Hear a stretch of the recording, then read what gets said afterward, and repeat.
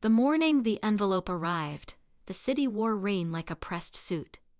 Gray clouds tucked the skyline into a neat, damp fold, and the windows along Lexington shivered with it. I warmed my hands on a paper cup and watched droplets stitch silver threads across the pane. The office smelled faintly of espresso, printer toner, and the lemon oil our facilities team favored for the conference tables.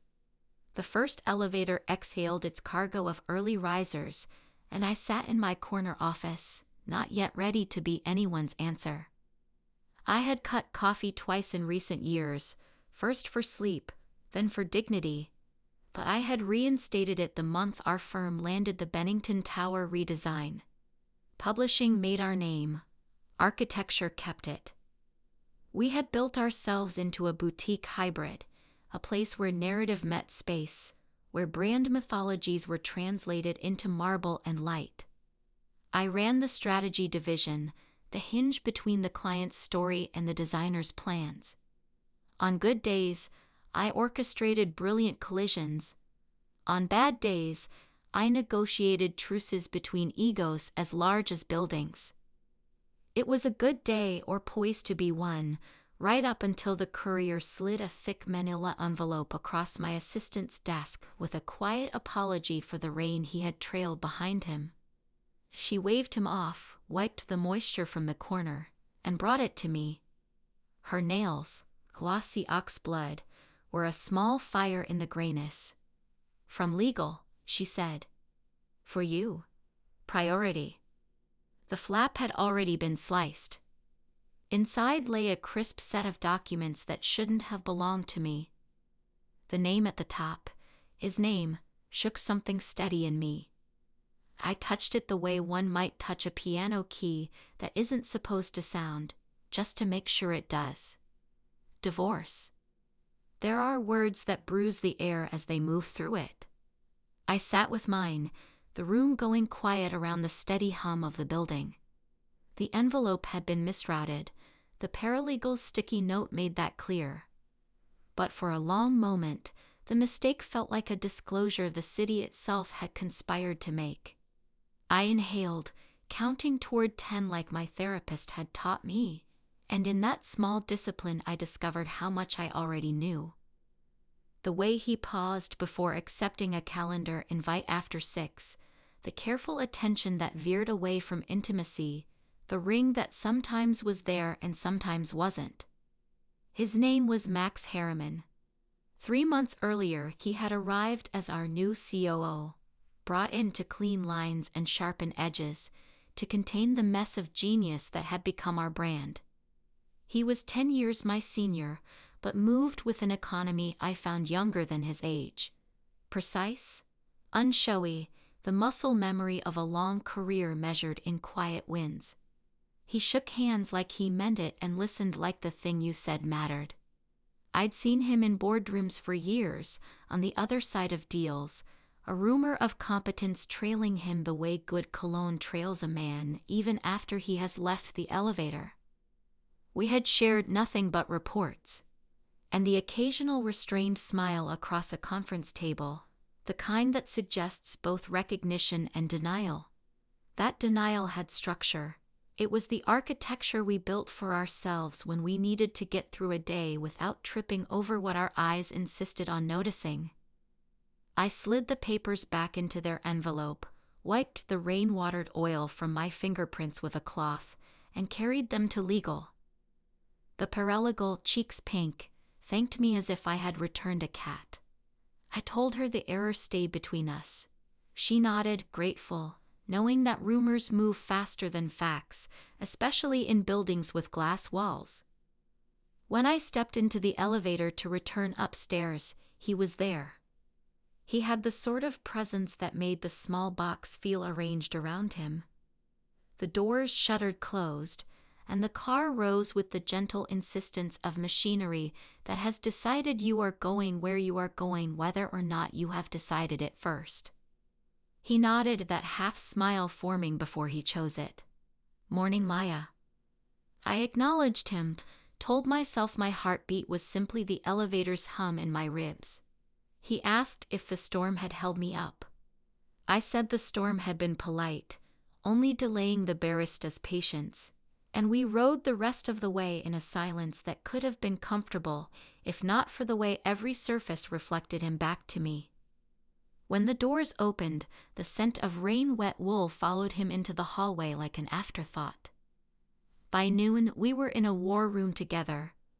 Whiteboards along 2 walls, a skyline ticking like a patient clock beyond the third.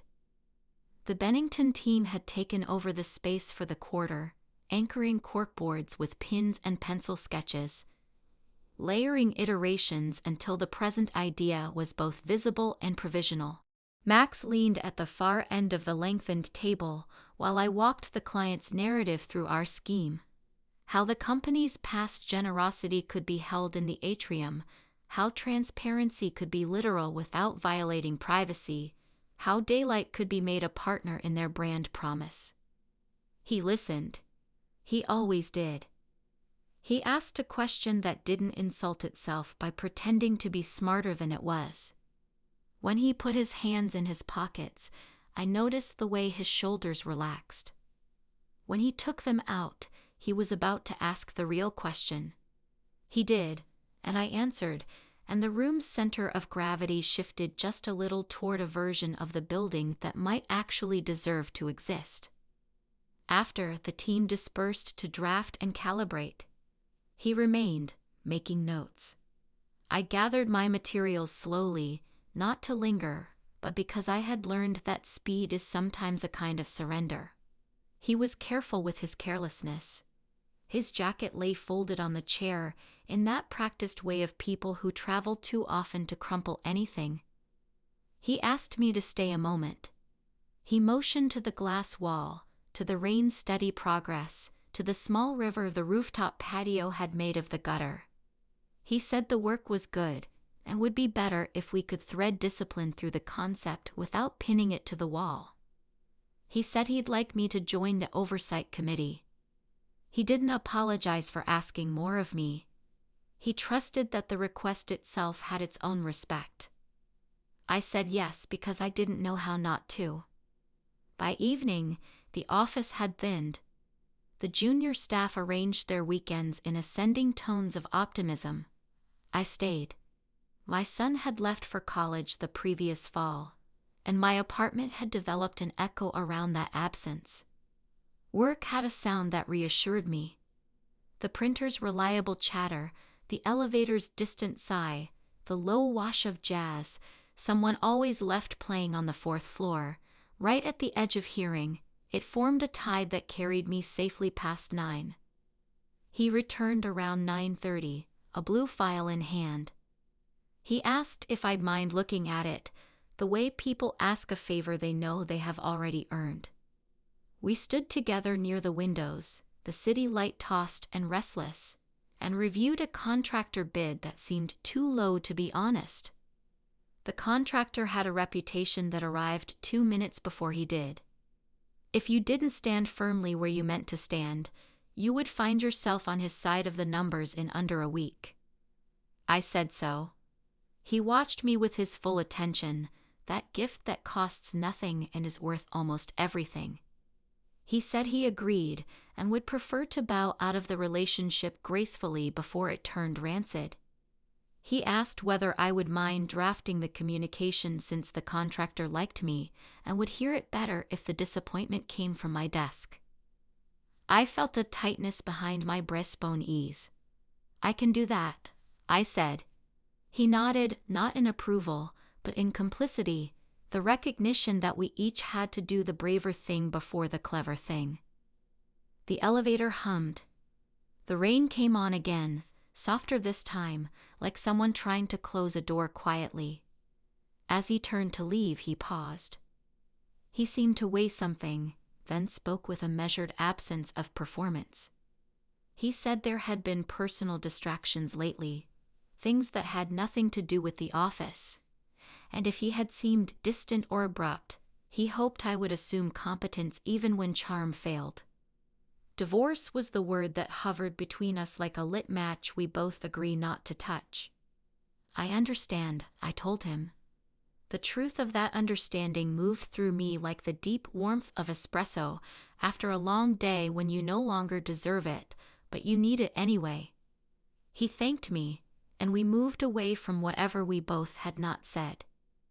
What we shared for weeks after were memos and scheduling notes and the dry sparring of two people who respect the same edges. Gossip found its ways across the carpet, as it always does. Stray phrases snagged in the low pile like burrs. The junior designer who giggled at the elevators said she'd heard his marriage had been over for years in all but paperwork. The receptionist with an old-fashioned faith said divorce is simply a way to rearrange stubborn loneliness. I drank my coffee and nodded when nodding would do and kept my head down when it wouldn't. The work did not care about us. It demanded our hours regardless. We gave them. We met late with a permitting liaison who was perpetually offended by the existence of unpermitted structures. We navigated a board member who believed deadlines to be theoretical inconveniences designed to test his temperament. I saw the precise strain behind Max's eyes when the board member called him son, and I saw how tightly he held his temper around the cheap condescension of men who have been powerful for too long to remember why. He asked once about my son. I told him about the lacrosse games I had stood in the rain to watch, and the way the boy had learned to say goodbye at the airport without apology. He spoke briefly about a daughter, 30 kind, who called him twice a week in a voice that made him hope she would never stop needing his advice, even when she no longer needed it. We traded these facts not as credentials, but as proof that we understood the weight of lives outside the glass. Someone leaked our preliminary renderings to a competitor around week 8. We found out when the competitor posted a concept on social media that looked too close to our atrium's light choreography to be coincidence. The client called with a tone of concern that remembered how much billable time they had already given us. HR sent stern emails. It ran their forensics with the controlled panic of people who prefer wires to people. The investigation made the atmosphere brittle. Colleagues' laughter fell flat in the hallways. Every huddle looked conspiratorial, even the ones about lunch. HR interviewed the teams, and then the team's orbit. Assistants, interns, anyone whose swipe card had hummed after midnight. They asked where we had been, who had stayed late with whom, whether passwords were shared in the momentary laziness that accompanies a quiet hour. It wasn't any one question. It was the totality of them, each one legitimate and together invasive. Someone in HR reminded me that the appearance of impropriety could carry the same consequence as impropriety itself. She said it kindly, which made it worse. She meant the long shadow of our proximity, the frequent triple dots of our names appearing together in email chains, the way we exited the elevators sometimes at the same time and sometimes not at the same time at all. I told her we had shared nothing but reports. She wrote it down as if that sentence could be filed, cross-referenced, retrieved. It could be, and it couldn't. The office isn't a courtroom. It's an aquarium. Everyone swims in everyone else's water. He called me that night, not late enough to announce intimacy, not early enough to be routine. His voice had the grit in it that appears when people choose to be honest. He said his divorce was final now. He spoke the word as if it were furniture he had finally moved out of a room that had needed the space. He didn't elaborate. He didn't ask anything of me. He said he understood if I wanted to limit late-night meetings temporarily, just until the rumor tide turned. He said he would never put me in a position where my reputation would be traded for my allyship. He said the word reputation like a thing that actually mattered, not like a costume. I told him that distance sometimes invites speculation more than closeness does. We agreed to proceed as if we were simply ourselves, cautious, competent, aligned on the work, indifferent to narratives written by people who needed something to talk about while the elevator moved them from floor to floor. In the middle of all this, the contractor we had bowed out of attempted to prove us wrong about him. He found a way to seed the idea that our materials budget was inflated, leaving suggestive comments in a thread that included the client's risk officer. He did it with a sardonic politeness that was easy to miss until you realized it wasn't a compliment at all. The suggestion made the rounds, picking up speed as it went. By the time it reached the board, it had hardened into a cautionary tale about our firm's carelessness with money. I took it personally, not as an accusation against me, but against the integrity we were trying to give shape. Max received the news with that same economy of motion. He asked for the numbers. He asked for last year's numbers and 5 years' numbers and the numbers of firms the board admired. He wanted a composition, not a solo. We worked 3 nights straight, the conference room our home and the skyline our unruly neighbor. The jazz on the 4th floor found our floor at last, a thin ribbon of saxophone drawing a line through midnight. On the 3rd night, around 1, the elevator stopped working. Or rather, it worked but would not ascend from our floor. Facility emailed an apology with a list of fixes that had yet to fix anything. We could have taken the stairs, but the stairwell had the mood of a parking garage after hours. We stayed, not because we were trapped, but because the trapping suited something we had been pretending not to want: the simple clarity of being exactly where we were without an exit. He made coffee that tasted like it had been invented in a laboratory where caffeine was the only variable. We drank it and quoted back to each other the most absurd sentences we had heard in our careers. He told me about a CEO who had requested a more authentic authenticity. I told him about the founder who wanted a lobby that felt like a story that smelled like cedar. The jokes were humble, temporary bridges across a deeper water. The building hummed around us. The city outside leaned on its horn and then forgot why. Rain came in again, fine as breath on glass. The silence that followed our laughter was a soft velvet thing. He moved his notes closer to mine so that our margins could talk to each other. His sleeve brushed my hand. It was nothing. It was not nothing. I could feel his gaze at the edge of mine. The room seemed to gather its corners and place them near us, as if to make the geometry sympathetic. The table was too long for short distances. We stood, migrated to the window. The city looked back, unembarrassed by its own reflections.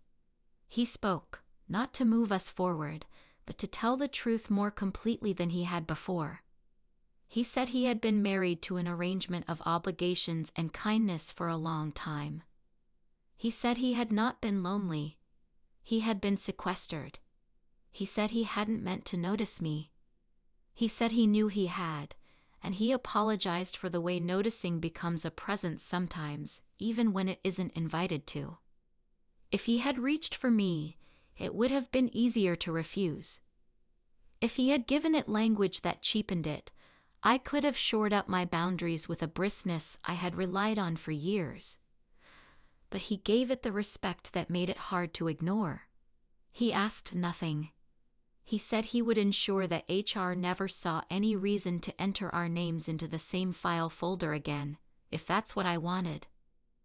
What I wanted was less an answer than a permission I had not granted myself in years. To be a person whose life did not end at the door of an office. I thought of the way my son had texted me the week before, asking if I was seeing anyone, as if my life were a movie he had not read the reviews for. He had added a little thumbs up, as if to celebrate something ahead of its happening. The choice wasn't dramatic, it rarely is. Showing up for your own life tends to be ordinary at first. I said I didn't want to be the subject of anyone's story except ours, undefined as ours might be. He understood that. He seemed to step back and step closer at once. The same distance, but clearer. The elevator light blinked back to life. We stood at the doors and did not press the button. The hum grew, then quieted again, as if to remind us that motion was available and unnecessary. He didn't take my hand. He didn't look at my mouth. What he did was stand very near to me and say my name like it had edges he admired. The space between us narrowed to an understanding. The night thinned around us. We returned to our work before we couldn't.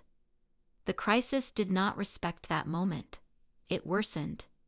The competitor's concept found legs in a potential investor who liked headlines and didn't care where they came from.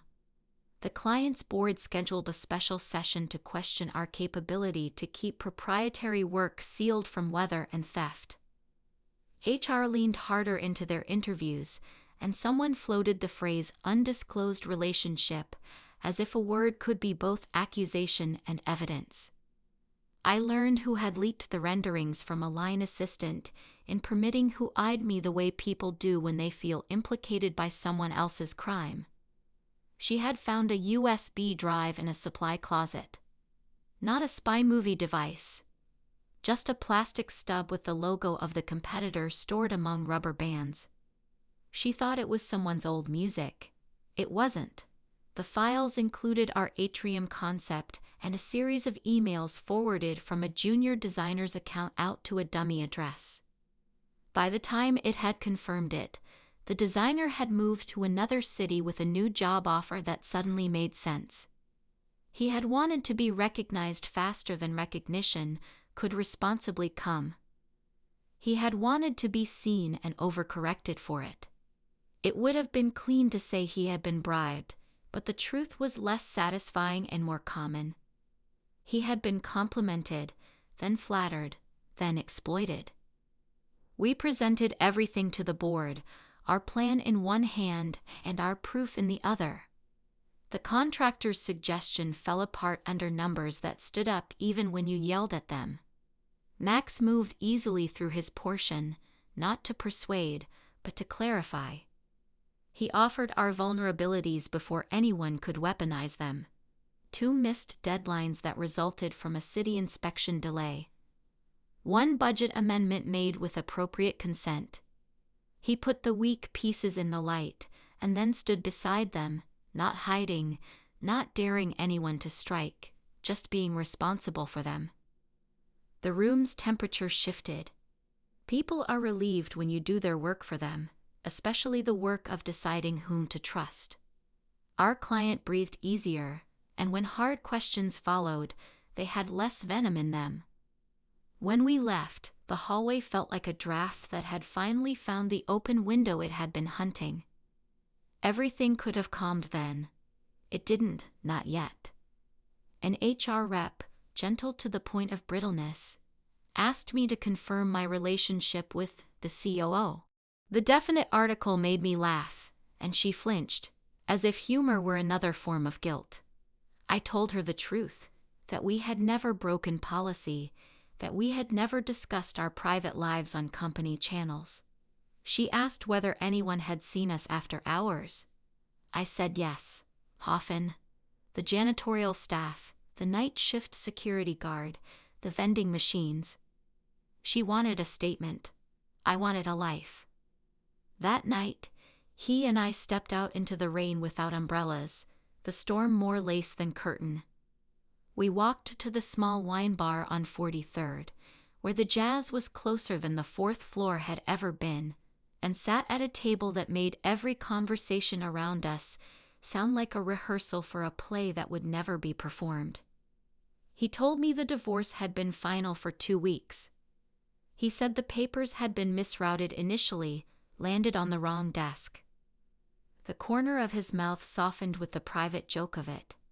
I felt heat rise to my face that had nothing to do with the wine. He spoke briefly, and then he didn't need to.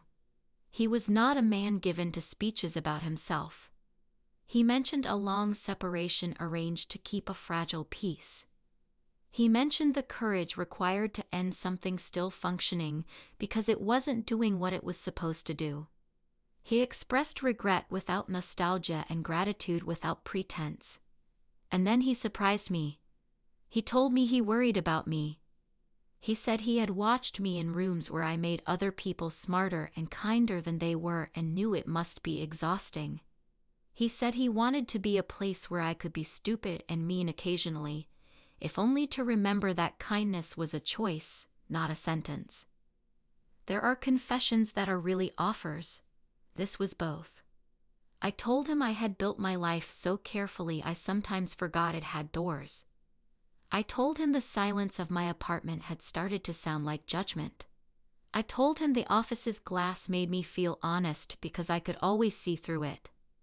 I told him a rumor about us made me feel furious not because of what it suggested, but because of how easily it precluded the possibility of something good choosing its own beginning.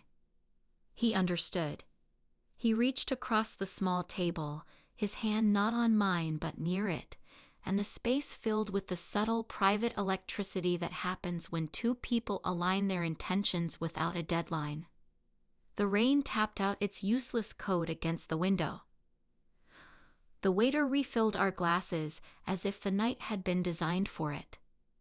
A week later, we traveled to the conference in San Francisco with a small team. The flight knit us into the familiar camaraderie of professionals who have learned to nap over deserts and edit decks in turbulence. The city received us with a brightness our New York winter had forgotten. The hotel smelled like eucalyptus and television. The conference center had the acoustics of ambition. Between panels, we moved from booth to booth, honoring vendors who wanted very much to be honored. By late afternoon, our steps had the audible fatigue of people who had said, "Nice to meet you," as often as was polite. The elevator at the hotel was crowded. We rode in silence, as people do when privacy is a vertical thing. When the car stopped at our floor, the hallway felt like a soft exhale. The large window at its end gave the bay back to us, a sheet of steel under a sky that hadn't yet decided its mood. He paused there. I did too. The space wasn't ours, but it allowed intimacy the way a church allows thought. In the quiet, he told me he had asked HR to assign the oversight of our department to another executive temporarily. He didn't want policy to be a weapon or our work to be kinked by suspicion. He did it without flourish, and I felt something heavy unclench. He was giving me back the right to be seen without also being accused. That night, after the keynote, I returned to my room to find a card tucked under the door. Not a key card, not an invitation, just a note, neat handwriting, asking whether I needed to borrow a charger. A pretext, but respectful. I smiled, the kind of invisible smile that lives in the chest, and carried my phone to his door feeling ridiculous and 17, and also exactly my age, which is to say aware of the cost and worth of joy. He stood back when I entered, the room large enough to hold two people without inventing excuses. We spoke about the panel. We spoke about the bay lights. We spoke about my son's latest text, the one where he told me he tried espresso and finally understood me. We spoke about his daughter's dog, all ears and enthusiasm. We spoke until speech had said the necessary things and then sat quietly, like a lake at dusk. The air shifted the small way air shifts when bodies remember they are more than instruments for moving brains around. He touched my sleeve, the light, ambiguous touch people deploy when they are telling the truth, but not asking permission to prove it. I touched his wrist. The room reoriented itself politely. We did not hurry. Desire at our age is a slower animal. It wants not conquest but consent. If anyone had interrupted us, we could have stood up and resumed a conversation about material sourcing. No one did. The night faded around us, leaving only breath and promise. We woke before the alarm and took our coffee black and careful. The bay had changed its mind and decided to be kind. We went to the conference as if sleep had obeyed us. It hadn't. We felt charged in that way a thunderstorm charges the air before it splits the sky. We did everything we were paid to do, and did it as if professionalism were the very form of intimacy. And perhaps it was. It certainly saved us. The week after we returned, the board approved our design. The competitor's concept receded to a footnote. The contractor found another client who deserved him. HR closed our file with the infectious relief of administrators who prefer silence to curiosity. We did not announce ourselves. We did not deny we existed. We simply lived carefully and well. There were dinners and there were early mornings. There was the familiar warmth of his hand at the small of my back as we navigated crowded lobbies. An old courtesy that felt like a new sentence written in the same alphabet. There were texts that said nothing and gave everything away. There were elevator rides where we stared at our shoes because gravity isn't only physical. The building taught me how to bear the gaze of glass without feeling displayed, and he taught me how the real reckoning happens off stage. When you decide how to spend your tenderness, when you refuse to outsource the decision. In meetings, we collaborated without theater. Our arguments were precise and useful. When I got short with a junior analyst who had repeated a mistake I had gently corrected before, he took the blame in the debrief, quietly showing me that leadership includes the grace of absorbing someone else's bad moment. Later, I apologized to the analyst. She nodded, hard, almost frightened by the reprieve, and did better. She will be better than me by the time she is my age. The realization filled me with the clean pride that has no vanity in it.